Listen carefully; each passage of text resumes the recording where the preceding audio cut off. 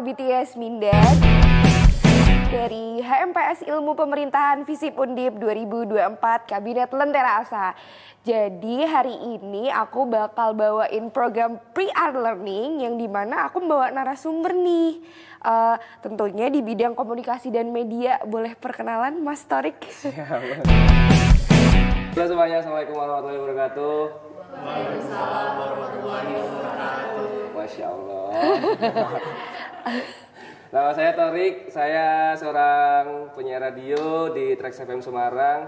Terus banyaklah kerjaannya gitu loh. Selain Trax apa Mas? Kan banyak tuh tadi katanya kita ngobrol-ngobrol sebelumnya. Selain Trax, beberapa nge-handle kayak konten creator gitu. Oh, aku juga barusan lihat IG Mas Torik nih. Tadi malam kita semua nge-stalk. Mas Torik juga ternyata ada di bidang stand up komedi, bener? Bener. Betul. Nanti kita suruh ngelawak ya. Oh iya, terus abis ini kan kita lagi di lingkungan Visip nih Mas. Boleh tahu nggak Mas Torik tuh ternyata akhir-akhir ini kayak ada relate sama Visip, ngapain aja sih? Ya lumayan sering sebenarnya main ke. Jadi nggak asing ya sama gedung ini? Ya udah. Dulu di gedung sebelah sini stand up aku. Oh iya, pernah stand up? Gue nggak tahu. Iya, namanya apa ya? Dilan, komedi jelang Ramadan dulu ada di Sama situ. siapa Mas? Aduh, Bem? lupa. Atau... Ya kayaknya Bem deh. Oh. Itu, terus Terus apa lagi? Visiporia. Panitia MC kemarin ya? Visiporia. Terus eventnya KPU yang nasional tuh yang di sini tuh. Ada Oh 3 iya, tuh. itu sama dosen kita namanya Pak NHS. Halo Pak NHS. Pak.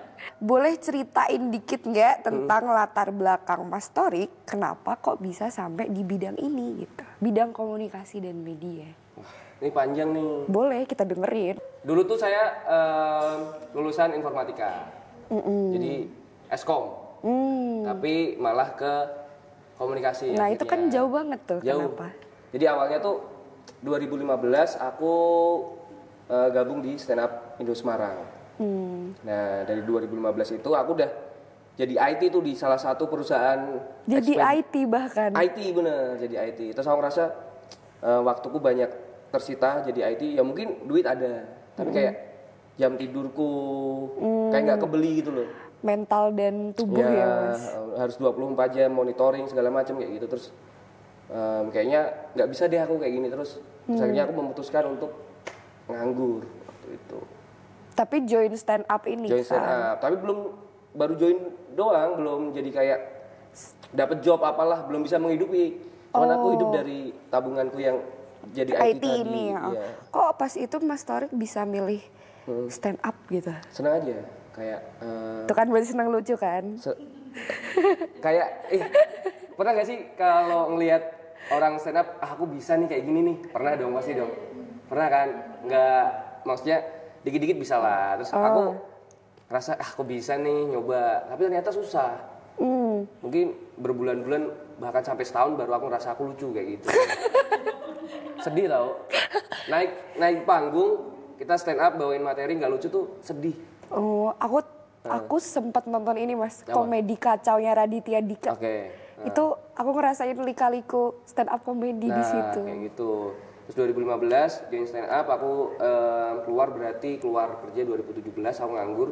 Nah di nganggur itu aku belajar kayak nge-crew event, terus kayak ikut salah satu temanku yang udah jadi MC gede gitu kan di Semarang. Aku ikut kayak ngeroadman dia kayak gitu.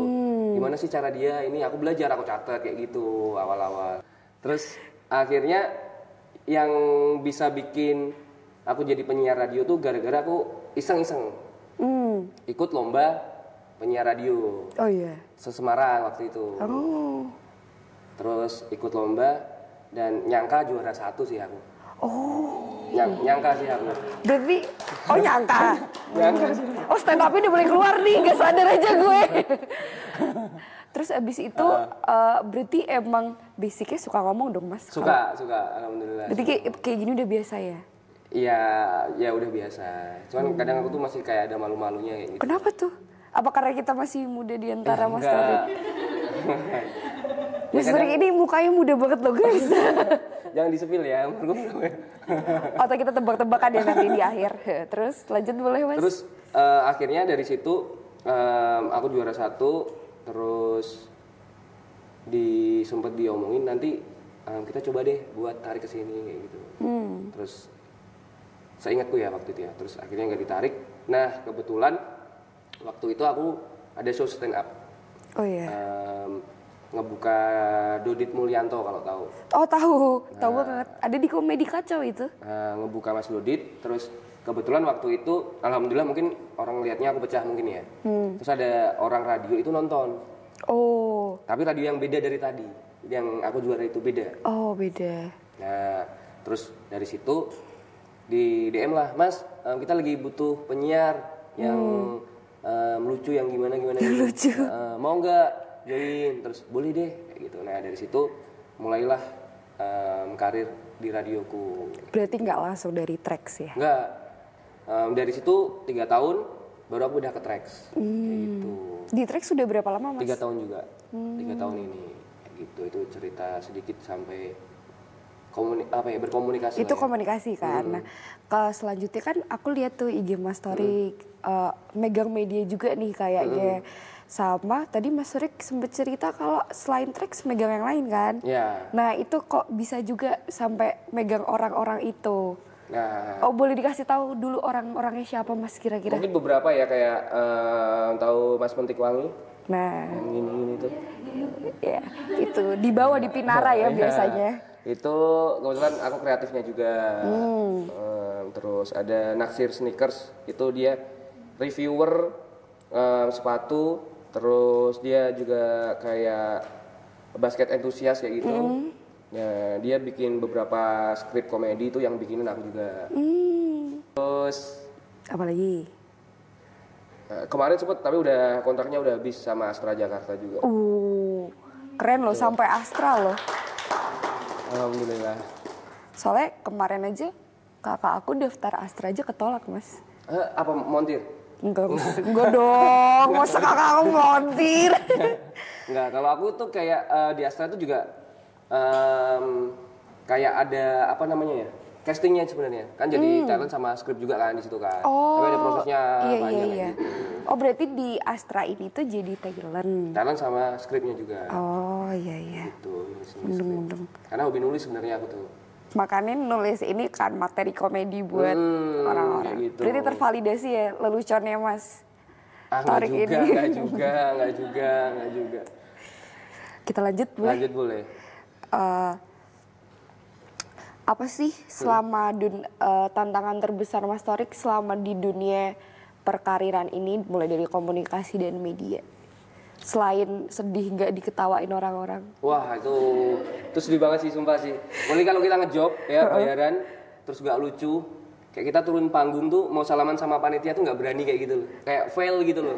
Iya. Berani itu mungkin kalau jadi stand up komedian. Terus kalau sedihnya itu kadang kita ngerasa kita tuh udah all out mungkin, tapi kayak masih ada yang kayak beberapa yang kayak komplain kayak gitu. Ya itu udah biasa sih sebenarnya kan. Bahkan tuh jokes aja dikomplain ya Mas. Nah itu pentingnya kita tahu kayak apa ya, dimana kita mau stand up atau MC kayak gitu. Maksudnya kan kayak namanya jokes kan ya selera nggak sih?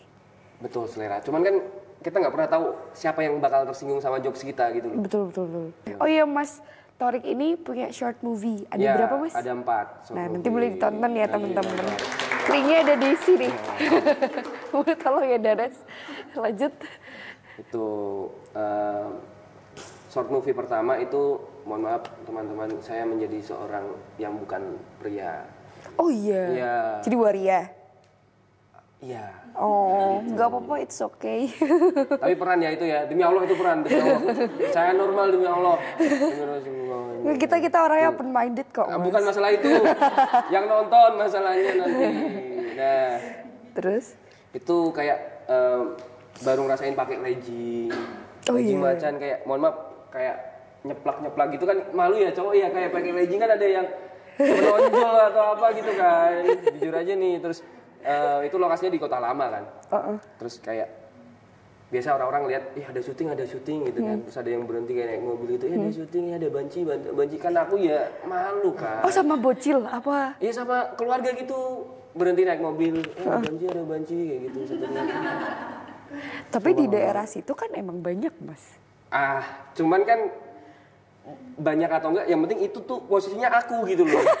Jadi agak-agak biasa ya? Iya bener, kalau yang lain bodo amat sebenarnya. Kalau ini kan aku kayak gitu, terus sampai filmnya rilis segala macam aku nggak berani ngasih tahu orang tua aku.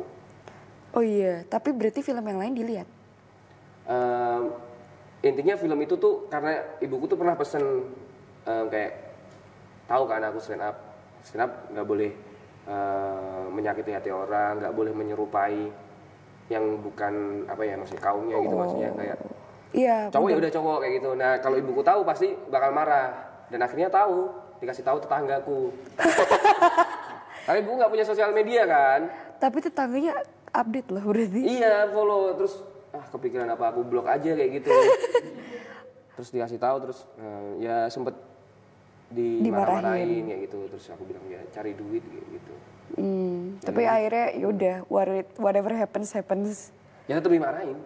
Sampai sekarang nggak? Sampai sekarang nggak boleh. Maksudnya kalau ada tawaran gitu janganlah kayak gitu. Cuman kayak nggak yang minta hapus videonya gitu kan? Malah nggak bisa, itu kan proyeknya dinas kan itu kan, proyeknya dinas. Oh kedinasan Mas. Jadi itu dinas tuh bikin apa kayak rangkaian film yang diproduksi gitu buat apa aku lupa. Nah salah satu filmnya itu kan memang kayak nantinya buat kayak festival, terus diputar screening di bioskop gitu. Festival film ya?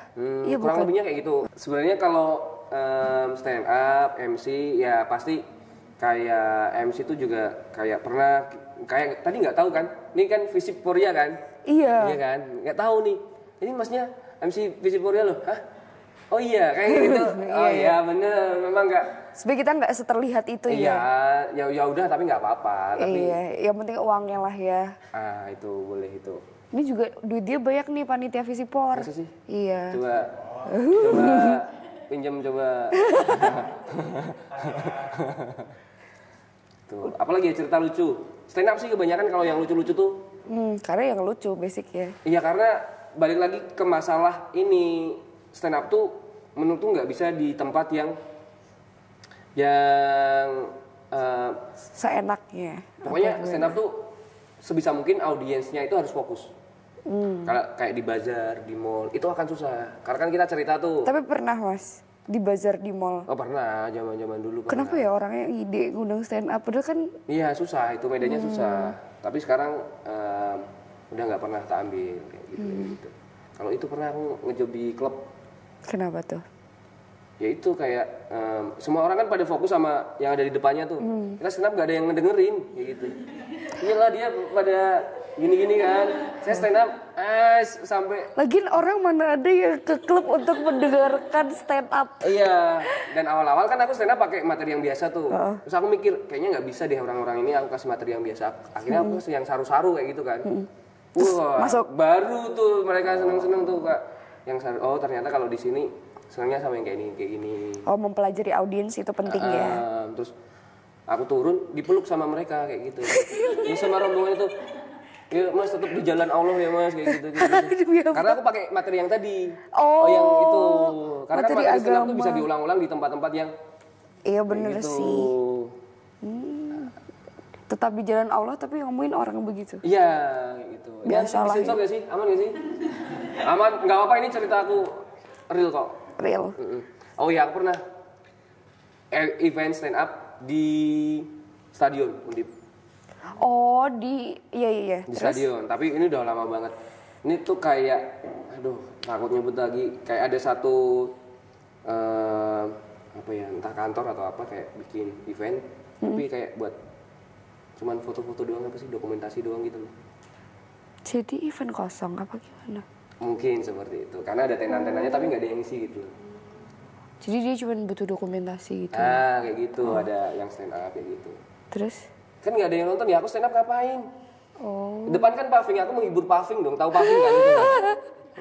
Jadi bener-bener dateng and nothing gitu Mas. Iya, cuman kayak stand up di foto doang, udah nggak ada audiens, nggak ada orang-orang, soundman doang. Tapi sebenarnya sampai sana kan kayak gue nggak perlu effort gitu Untuk? untuk ngejokes. Kan pada akhirnya dateng tapi Iya, bener juga kayak iya gitu. kan. Itu. Tapi buat apa ya? Terus ya kayak ya buat apa kerja? Buat apa ngundang saya juga masih kayak gitu. lebih ke kayak Ya itu kayak penghabisan anggaran. iya, udahlah ya. Biar tahun depan nggak dipotong. Sebenarnya kita relate kan kita belajar kebijakan Mas. Oh iya. Gitu. Itu tadi aku nggak nyebut kantornya kan tadi aku? Enggak. Apa aku sebutkan ya? Coba sebut. Sebut sekarang. Aku yang nggak udah. Kan kita tuh punya media kan Mas, TikTok, IG, Instagram. YouTube. Nah, kan Mas Torik ini udah berpengalaman nih di ngurus audiens gitu. Tepatnya itu yang seperti apa?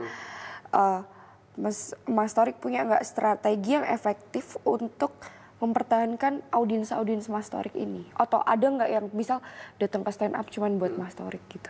Aduh, nggak tahu kalau itu. Oh nggak tahu. Nggak tahu kalau maksudnya belum sampai taraf itulah mungkin aku ya. Tapi kalau mempertahankan audiens kayak Iya maksudnya kayak focusing on us gitu Mas. Misalnya aku lagi bikin konten sama Mas Torik. Gimana nih cara-cara Mas Torik biar kayak ya mereka tuh fokusnya ke kita gitu. oh kalau mungkin kayak Kan itu ini, pasti sering Mas Torik alami. ya mungkin ya. Tapi kalau kayak gini mungkin sesimpel kayak storyin atau Oh iya maksudnya tiap itu ya. ya aktifnya mungkin kalau aku ya kayak story mungkin dari teman-teman ada yang tahu oh kayak Torik lagi main nih di sini kayak stand up di sini ya udah deh.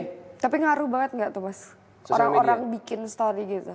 Kalau menurutku sih ngaruh ya karena Instagram itu salah satu yang walaupun followersku nggak banyak tapi yang ngidupin aku kayak gitu loh. Oh benar-benar Iya setuju. kan? Nggak banyak followersku tapi ya kayak tadi aku cerita aku ikut salah satu brand kayak gitu. Itu juga dari Instagram mungkin karena aku aktif kumpul sini mungkin bisa ngebawa brand itu buat dikenal sama orang mungkin kayak gitu. Bener. Boleh tuh buat teman-teman media. Ya. Soalnya kan kita apa ya sebenarnya followers banyak tapi tuh kok kayak kurang interaksinya gitu Mas. Kalau aku lihat-lihat ya mungkin apa karena namanya organisasi isinya ya yang formal-formal gitu. Nah aku kadang-kadang tuh ngerasa kayak perlu deh kita tuh konten fun tapi aktif gitu ya.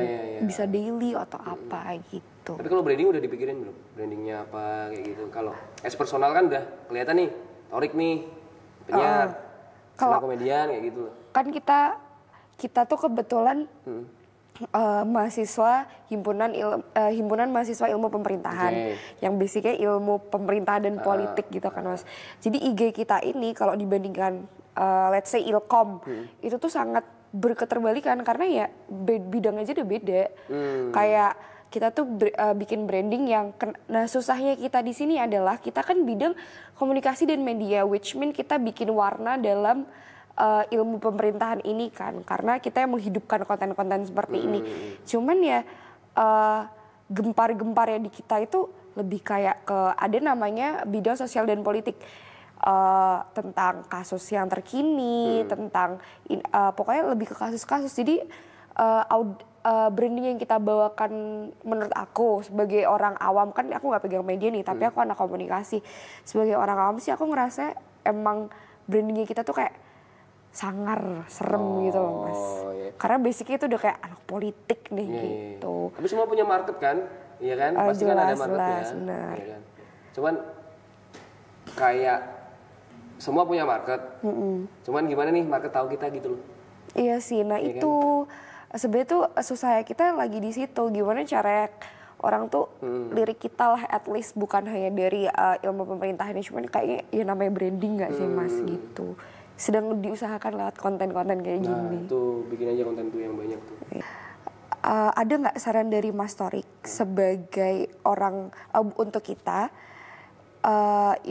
kalau mau bergelut di bidang komunikasi dan sosial media, tapi ini konteksnya untuk pemula gitu. Wah, mungkin aku juga ngerasain ya dulu ya kayak mau posting malu, Nah, bener banget. nggak ada yang like. Kayak ya kita kan? mau bikin konten TikTok aja rebutan mas, Iya kan? rebutan hilang-hilangan dari kamera Iya gitu. kan?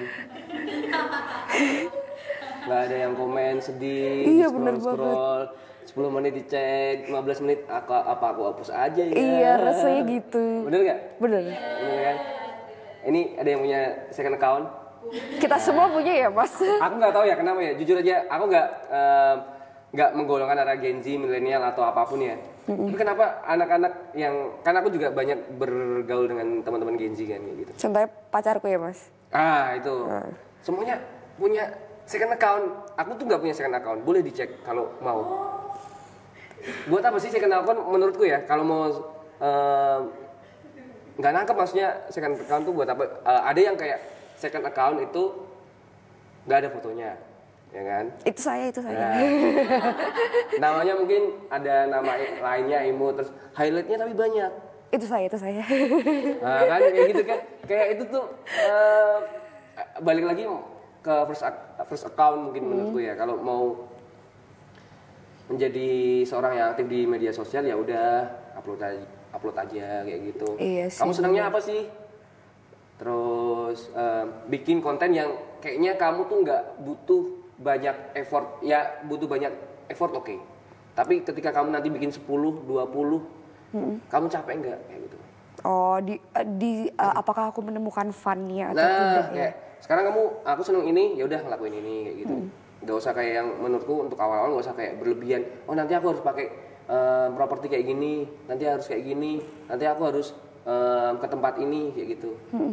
Nah kalau kamu bisa sustain dengan apa yang kamu pegang dari awal, it's okay. Tapi kalau memang itu menyusahkan, mending awal-awal yang sekiranya kamu seneng, kamu gampang dan kamu bisa produksi sendiri kayak gitu loh. Itu awal mulai content creator. Mungkin menurutku ya kayak gitu. Oke, setuju mas. Karena kayak sebenarnya kalau di Visip itu kan cowok cewek itu lumayan kan mas. Kayak anjir lu potensial deh jadi content creator gitu. Kayak seleb dah mukanya gitu. Bener. Dan anak-anak sekarang ya menurutku mereka tuh lebih teman-teman semua ya termasuk juga ya lebih pintar untuk menata diri ya daripada zamanku dulu. Oh iya, iya benar sih. Ya entah referensiku yang zaman dulu memang kurang atau apa. Tapi anak-anak sekarang itu lebih kayak tahu cara untuk berpakaian di depan umum. Kayak gitu. Kita aja kuliah kayak mau nge-mall. Nah kan bener kan tuh. Tuh. Nah itu udah tuh buat orang-orang yang mau mulai. Kalau sekarang kalau orang yang udah mulai, kesalahan umum apa yang sebenarnya tuh sebagai pelaku Mas tuh harus hindari gitu, hati-hati nih gitu, jangan sampai ngelakuin ini juga.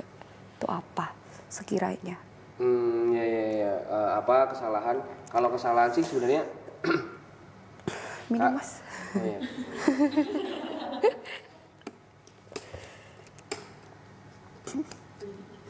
Bisa? Bisa. Kalau hubungannya sama sosial media sih kayak sekarang tuh orang menurutku lebih gampang cari tahu atau apa sih jejak digital Iya, kayak benar, gitu benar. ya. Oh sekali kamu blunder abis tuh kamu tuh, ya kan? Kayak banyak lah artis-artis yang spill apa kayak gitu. Ya mungkin cara meminimalisirnya dari sekarang ya udah nggak usah aneh-aneh. Kalau utangnya dibayar, kalau foto yang sekiranya ngepap ke ayang nggak usah yang aneh-aneh kayak gitu. Betul. Kan. Iya sih itu sih. Sebenarnya orang-orang tuh kayak kontrolnya kurang kadang-kadang. Bener, setuju kan. Sebenarnya kalau mungkin aslinya orang ini juga nggak kenapa-napa, tapi satu kesalahan dia nggak bisa kontrol namanya sosial media kan mas. Jadi kayak langsung gitu. Iya bener. Terus Bener. balik lagi tadi ke pertanyaan kesalahan ya. Yang harus dihindari sebagai pelaku yang di sosial dan komunikasi dan media. Kalau aku sendiri ya, apa yang nggak pernah pengen aku melakukan di sosial media, kayak aku tuh sebenarnya udah punya batasan nih. Kayak di sosial media aku nggak boleh yang kayak gini. Jadi aku harus tahu nih. Tapi kalau di luar itu, ketika aku udah bisa menerima konsekuensinya, ya udah aku akan hadapi gitu loh. Jadi kita harus kayak tahu. Kayak misal aku di sosial media aku nggak mau nge-share apapun yang berbau kayak kekerasan terhadap anak kayak gitu. Ya kan, terus kita ngomentarin sesuatu yang mungkin kaitannya sama kemanusiaan kayak gitu. Kalau aku takut blunder aja sebenarnya. Ya aku tetap into di situ, tapi daripada aku salah, mending aku nggak nge-share kayak gitu loh. Oh, aku tahu banget. Jadi sebenarnya aku tahulah batasan aku tuh cuman sampai sini. Jadi ketika aku memposting yang lebih dari ini, ya berarti itu adalah resiko gitu kan. Ya kayak contoh-contoh kasus paling deket ini ya genocide Palestina and Israel kan banyak tuh artis-artis blunder atau enggak yang kena hujat karena ya blunder sendiri omongannya gitu. Itu. Ya hal-hal seperti itu ya Mas. Ya kita harus tahu sih kayak, tapi kalau udah di ranah kita yang seharusnya ini aman tapi kita tetap kena, ya udah kita harus bertanggung jawab kayak gitu.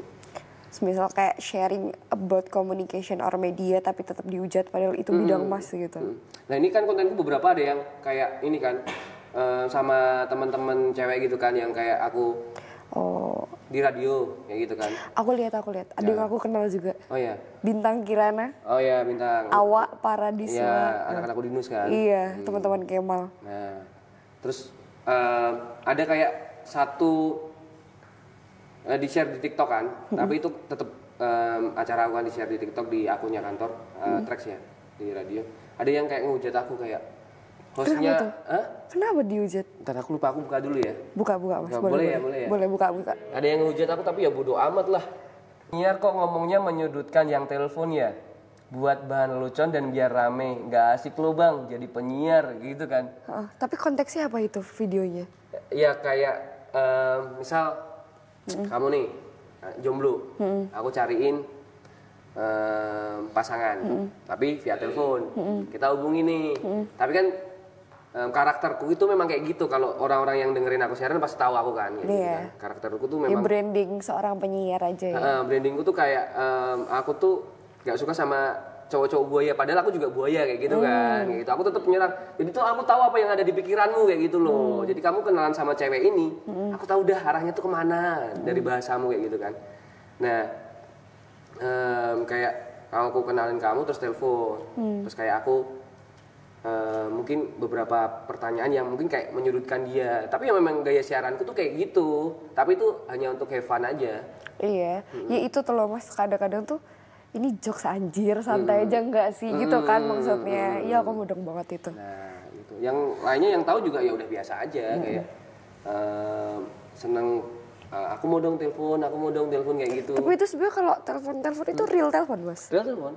Beneran Telepon. Kalau misal di acaraku ini ya, misal kamu nih sama cowok nih, kamu swipe right atau dalam arti itu kamu juga memilih dia gitu loh. Yang telepon pasti milih kamu, karena nggak mungkin nggak milih. Oh telepon itu konsepnya swipe right? Kayak Tinder, Bumble segala ada aplikasinya Mas? Nggak ada, cuman ya ini cuman konten aja sebenarnya. Oh. Nah telepon kalau misal udah sama-sama deal, kita kasih fasilitas nonton bioskop, nonton konser. Itu kita mau join swipe itu lewat mana Mas? Sebenarnya cukup DM ke kantor aja. Oh iya. Nah, nanti kita datengin talk show, kita ngobrol-ngobrol fun aja kayak gitu. Boleh nih. Nah, boleh. Adik yang jomblo siapa? Coba katakan. Yang jomblo siapa? Cecil punya cowok ya? Diputusin dulu. Aku mau. Aku pengen 2 Mas. Sorry Kemal. Ya itu. Terus kalau setuju, sama-sama setuju, kita atur jadwal, kita kasih tiket bioskop. Oh iya. Kita sampai ngedate. Iya, tapi tetap ada kita. Kita tetap. Nggak asik. Setelah itu kalau lanjut silahkan ya gitu. Karena waktu ada kita juga kayak ngontenin dulu nih. Kayak gitu. Ini ya take me out. Nah. Itu kan kita udah fasilitasi nih. Iya. Kita nggak mau rugi dong, kita kontenin dong kayak gitu. Tapi habis itu kalau mau lanjut silahkan. Tapi ada yang lanjut nggak Mas? Sampai saat ini, sampai yang ketemu ada. Tapi nggak lanjut. Nggak tahu kalau itu aku. Karena kan kadang di telepon suaranya gini, kayak gini. Kadang cewek, kita udah tahu ceweknya. Oh ini mukanya nggak diliatin Mas? Kalau yang cowoknya kita melihatinnya habis selesai telepon. Jadi kayak misal kamu swipe right, sama-sama swipe right mau ketemu kan. Terus baru aku lihat ini cowoknya nih. Nah, kayak kamu ya.